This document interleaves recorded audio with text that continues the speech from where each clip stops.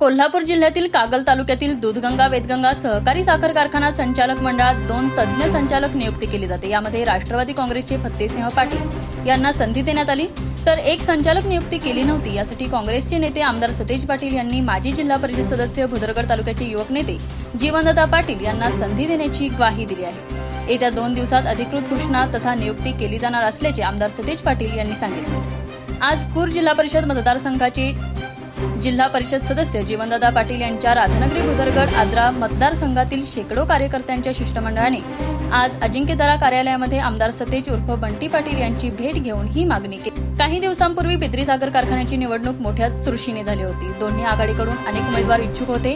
यामध्ये काहींना वेगवेगळे शब्द देत थांबवले होते। या निवडणुकीत विद्यमान चेअरमन के.पी. पाटील, पालकमंत्री हसन मुश्रीफ, आमदार सतेज उर्फ बंटी पाटील, भाजपचे जिल्हाध्यक्ष राहुलदादा देसाई यांच्या आघाडीने सत्ता काबीज केली होती। ठरलेल्या फॉर्म्युल्यानुसार तज्ज्ञ संचालक नियुक्ती करणे मोठे जोखमीचे होते।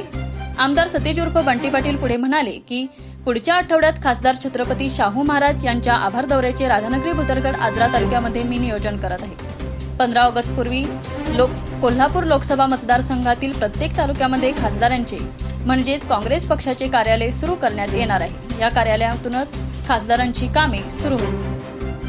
मतदारसंघातील प्रत्येक तालुक्यातील लोकांना खासदारांच्या पत्रासाठी कोल्हापूरला यावे लागणार नाही, तेथेच ही पत्रे दिली जातील। भविष्यात माझी ताकद जीवनदाता पाटील यांच्या पाठीशी राहील अशी ग्वाही दिली। यावेळी सरपंच पांडुरंग मोरसकर, कुरगावचे सरपंच मदनदादा पाटील, सरपंच शामराव मोहिते, माजी सरपंच अनिल हळदकर, टिकेवाडीचे माजी उपसरपंच संतोष कांबळे, आजरा तालुक्याचे युवक नेते संकेत सावंत, आदेश गुरव, चेतन शोले, सुभाष पाटील आदी शेकडो कार्यकर्ते उपस्थित होते। कोल्हापूर जिल्हा व बातम्यांचा अचूक अंदाज घेण्यासाठी रोज पहा न्यूजशाही कोल्हापूर न्यूज। ताज्या व ठळक घडामोडी फक्त न्यूजशाही कोल्हापूरवरच।